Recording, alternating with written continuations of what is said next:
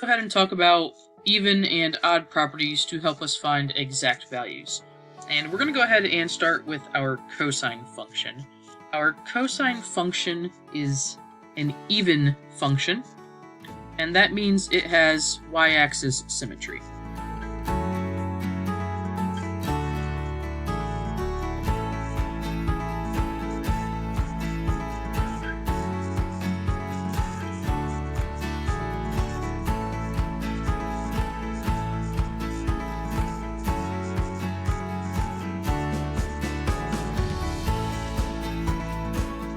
So let's take a look at just a general formula here. If we have cosine of a negative angle measure, and I'm just going to go ahead and call it negative theta for right now. Since we know it's an even function, that means this is going to be the same thing as cosine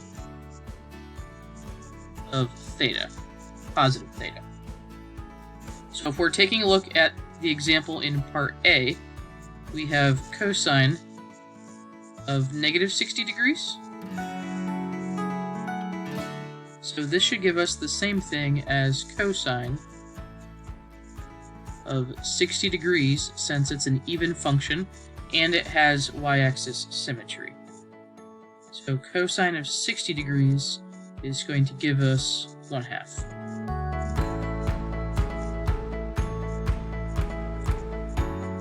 So any other function that involves cosine would also be even. So if you want to go ahead and make some notes, that means that your secant function would also be even.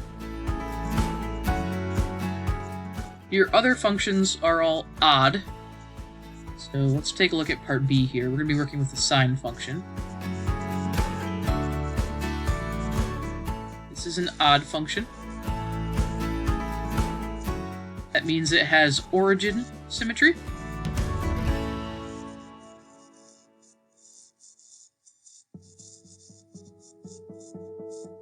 And so if we're taking a look at just kind of a general formula here, that means sine of a negative angle measure is going to give us the same thing as negative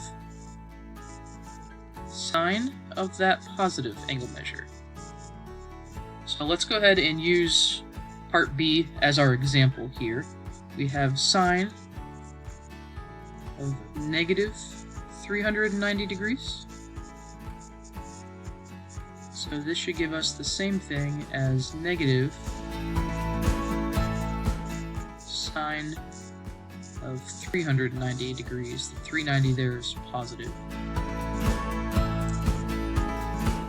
Keep in mind that sine has a period of 2 pi, or 360 degrees, so I'm going to rewrite this as negative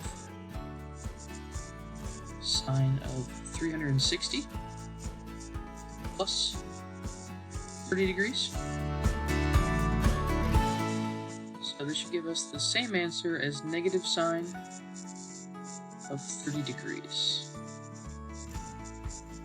Sine of 30 degrees is going to give us 1/2. So this should give us a final answer here of negative 1/2.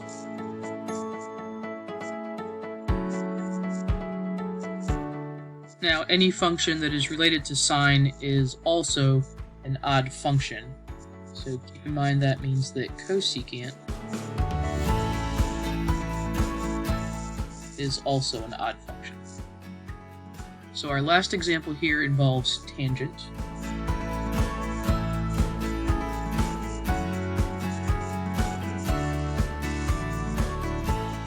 Tangent is also an odd function,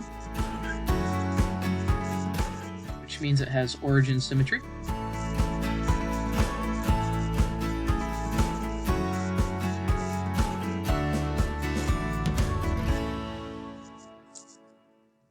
Now, if I was working with an odd angle measure, that means that tangent of negative theta would give me negative tangent of theta. Now in this example, I don't have a negative value that I'm working with for my angle measure. So let's go ahead and take a look. I'm going to work with this one in radians. Let's go ahead and break this one apart. Keep in mind that tangent has a period of pi. So when I go to do my rewrite of this problem,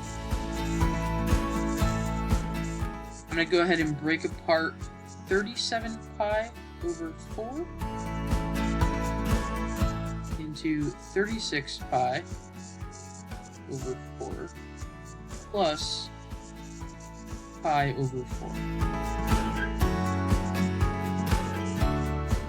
Alright, so this will give me the same thing as tangent of 9 pi plus pi over 4.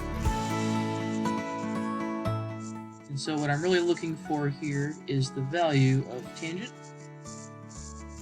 of pi over 4.